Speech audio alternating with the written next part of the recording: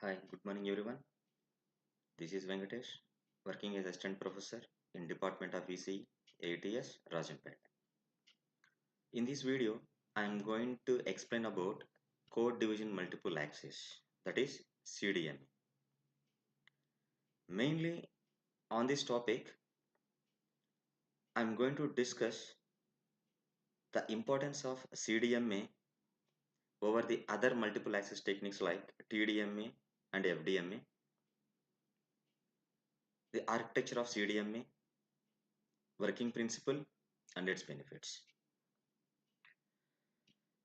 Before going to explain all these points, let us see the multiple access technique.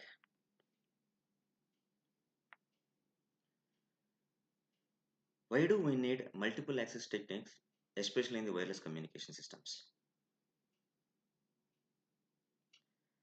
By seeing this diagram, we can easily understand the use of the multiple access.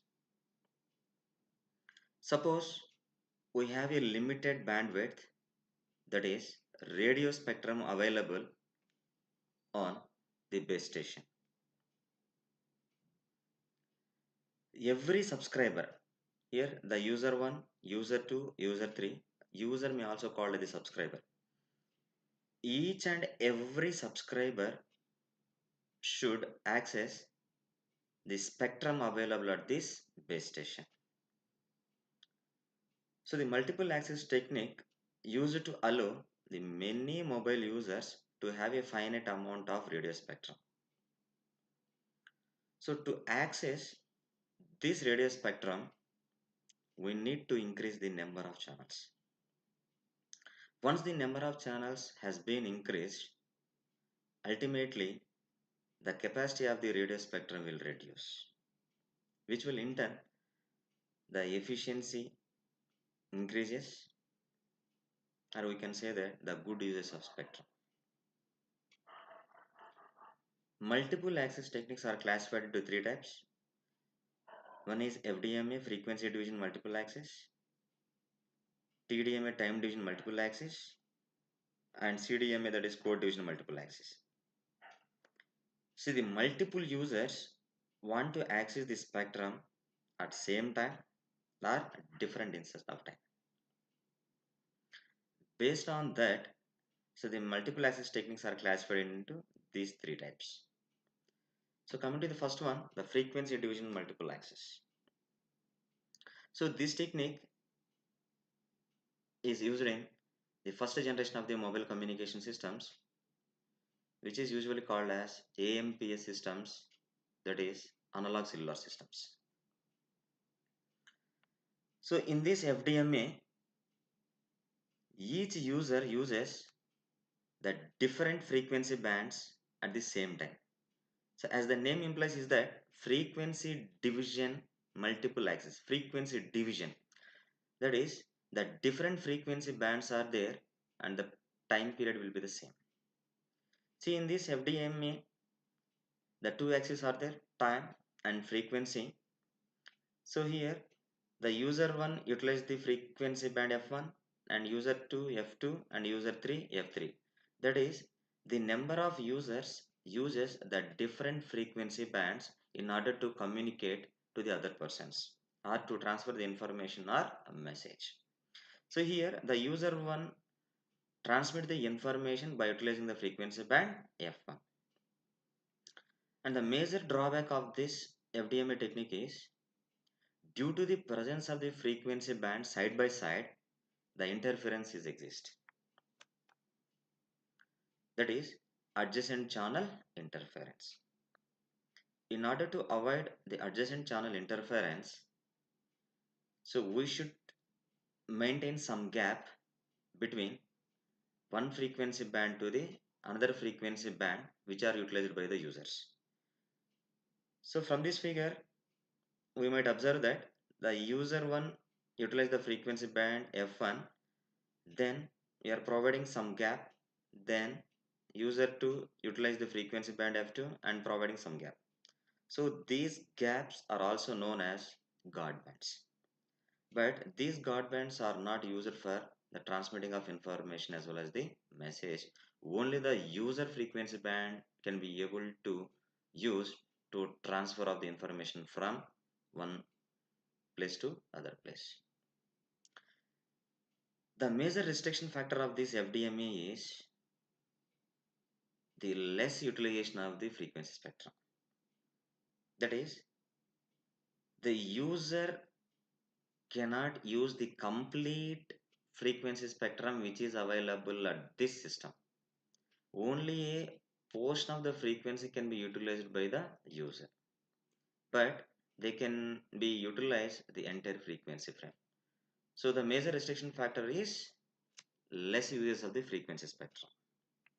So this drawback can be overcome by the next system, that is TDMA, time division multiple access.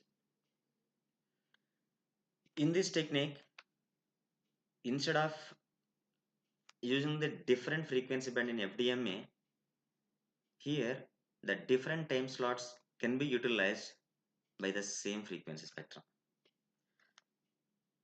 Within the entire frequency band,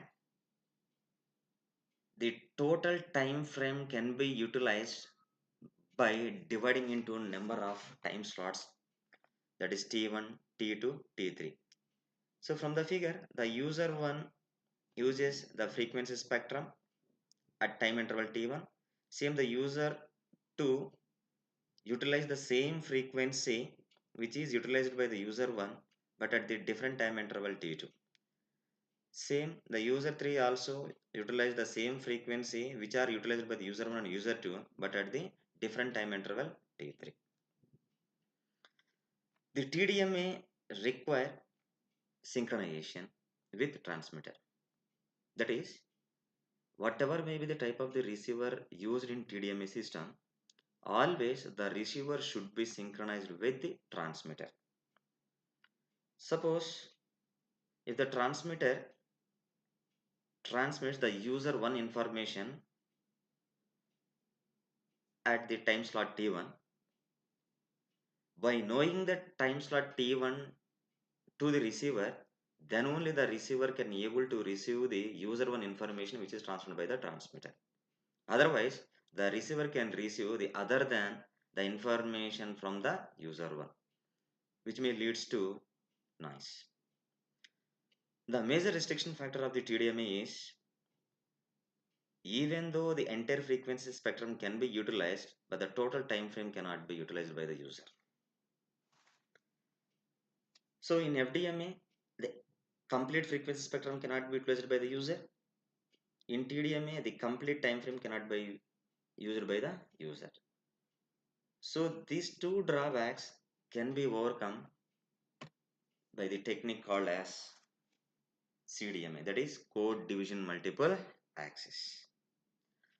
So this CDMA allows user to share the entire bandwidth available at the base station by utilizing the different types of the codes. So the different characteristics of the CDMA is, in TDMA as well as the FDMA, they utilize only the two axes, that is frequency axis and the time axis. But whereas in the CDMA it utilizes the three axes, frequency, time and code. So in this figure, we might observe that the channel 1, channel 2, channel 3 indicates that user 1, user 2, user 3 and so on user n. So here the user 1 utilizes the complete time frame and the complete the frequency spectrum with one particular code. So that is here the CDMA utilizes the complete time frame and the complete frequency spectrum based upon the different types of the codes. So in CDMA, the different mobile stations are allotted to the different codes. So each and every mobile station is allotted at a different codes. These codes are actually differentiates the mobile users. Since it is used the different types of the codes, so it is called as the CDMA. So especially in the CDMA, the codes are called as Barclay codes or PM sequence codes. PN means pseudo noise sequence codes. CDMA is a form of spread spectrum technology. Why it is called as the spread spectrum technology means within a given bandwidth or spectrum, it allows many users to occupy the same time and same frequency. So that is, it spreads the entire time frame and entire frequency spectrum. So that's what it is called as the spread spectrum technology. Now go for the architecture of the CDMA. So the architecture of the CDMA is same as to that of the GSM, but some additional modules are added in this architecture. So the additional module is here is switch. Switch indicates that the switching network. See here, for each and every type of the multiple access technique, we have the different mobile stations. The number of mobile stations are there. Each and every mobile stations are connected to the different base stations, and all these different base stations are controlled by the one controlling unit called as base station controller. So once the signal can be transmitted from the mobile station, they are going to be able to take the base station, and those signaling activities can be controlled by the base station controller. So this base station controller connected to one MSO, that is switching center. The switching center may be called as the switching network. So here the switching network always forwarded the calls to the different systems. So that is, the signals can be forwarded from the one mobile unit to the another mobile unit. The signals can be forwarded from one mobile unit to the landline, and the signals can be forwarded to the mobile unit to the other systems. So in order to forward the signals from the mobile unit to the wide system, that is called as telephone network, always the switching network connected to the one module called as PSTN, that is public switching telephone network. So through this telephone network, always the call is forwarding to the telephone links. Then the switching network also forward the calls to the wireless systems, which is called as the mobile systems. So that's why it is connected to the cellular system. And it is also connected to the database. That is, all the switching activities can be monitored within that database by mapping to that intelligent systems. So then move on to the working of the CDMA. So in this diagram, so I have chosen only the two users, user 1 and user 2. So suppose the user 1 transfers the information to the receiver, and user 2 also transfer the information to the receiver. So always the information can be transferred in terms of only the signals. So here consider the input signal which is obtained from the user 1, and consider another input signal 2 which is obtained from the user 2. So usually these input signals are in analog form and is also a narrowband signals.